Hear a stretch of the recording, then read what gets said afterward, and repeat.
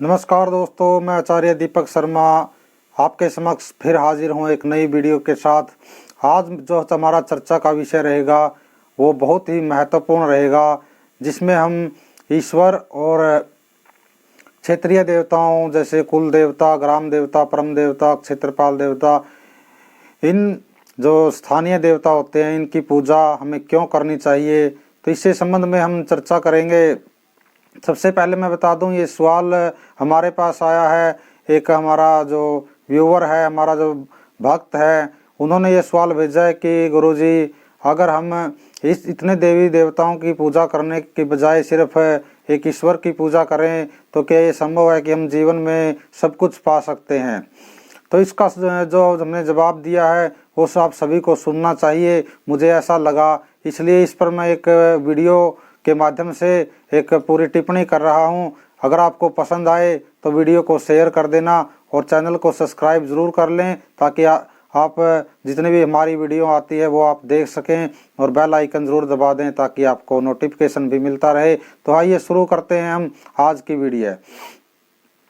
तो कुल देवता, ग्राम देवता, परम देवता, क्षेत्रपाल देवता, इनकी बजाय सिर्फ एक ईश्वर की पूजा क्यों करनी चाहिए, और या इन सभी की पूजा करने की भी आवश्यकता है, तो ये हम आप चर्चा करेंगे।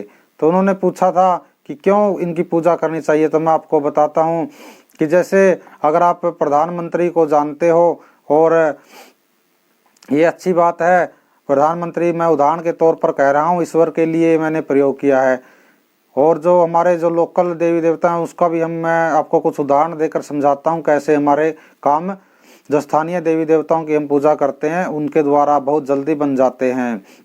जैसे अगर आपको बिजली का बिल भरना है और उसमें 100-200 रुपये ज़्यादा आ गए, तो आप प्रधानमंत्री से जाकर ये नहीं कह सकते कि हमारा ये काम करवाओ। उसके लिए आपको लोकल लाइनमैन की सहायता लेनी पड़ेगी, लाइनमैन से ही वो बिजली का बिल ठीक करवाना पड़ेगा। अगर आपका नल खराब है तो आपको प्रधानमंत्री से को शिकायत आप नहीं कर सकते, आपको प्लम्बर के पास ही जाना पड़ेगा उसकी शिकायत को लेकर।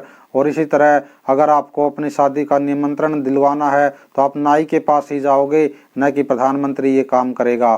ठीक है, अगर आपके घर में शादी है, अगर आपके घर में शादी है तो प्रधानमंत्री को भी आप न्योता दे के आते हैं, वो भी आपकी शादी में आते हैं। लेकिन हमारे जो आसपास के बुजुर्ग होते हैं, हमारे पिता होते हैं, हमारे दादाजी होते हैं, आप उनको इग्नोर नहीं कर सकते, क्योंकि आपके जो परिवार को चलाते हैं, आपका जो पालन पोषण करते हैं वही लोग करते हैं।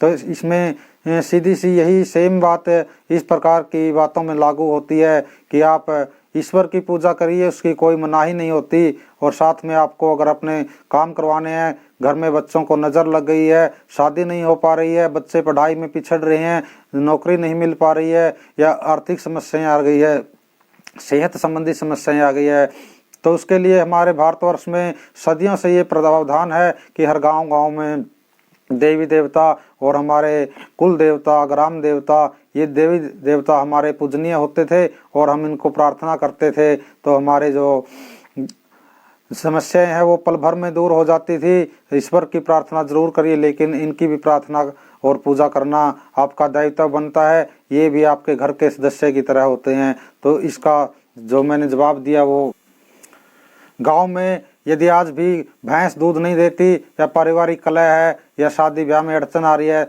तो इसके लिए बहुत से स्थानीय देवी देवताओं की पूजा की जाती है, दूध भी चढ़ाया जाता है, कई जगह पर हमने देखा है। तो ये सब हमें करने ही पड़ते हैं।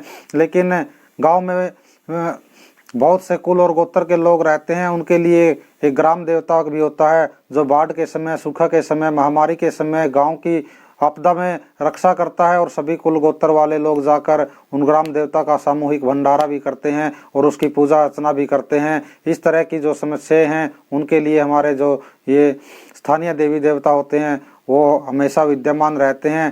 जैसे कई गांवों को मिलाकर, या एक अगर बड़ा गांव है उसका भी खेड़ा पति हो देवता होता है, जो कि क्षेत्रपाल देवता के नाम से भी जाना जाता है।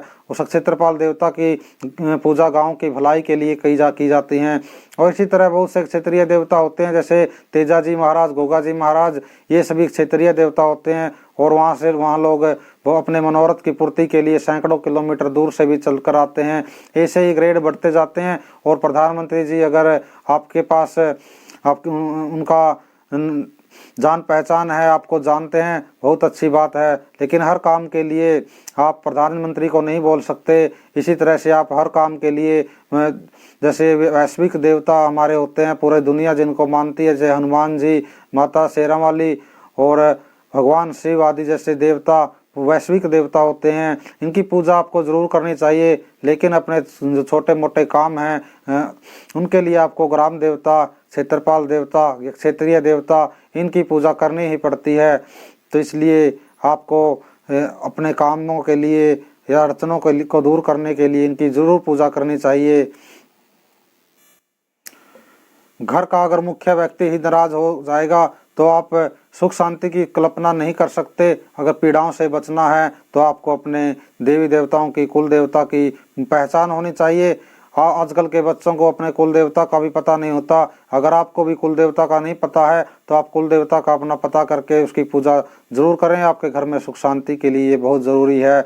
तो अगर आपको हमारी ये वीडियो अच्छी लगी है तो वीडियो को आप लाइक कर दीजिए, चैनल को सब्सक्राइब कर दीजिए और अपने दोस्तों में शेयर कर दीजिए। धन्यवाद। जय श्री राम, जय ग्राम देवता।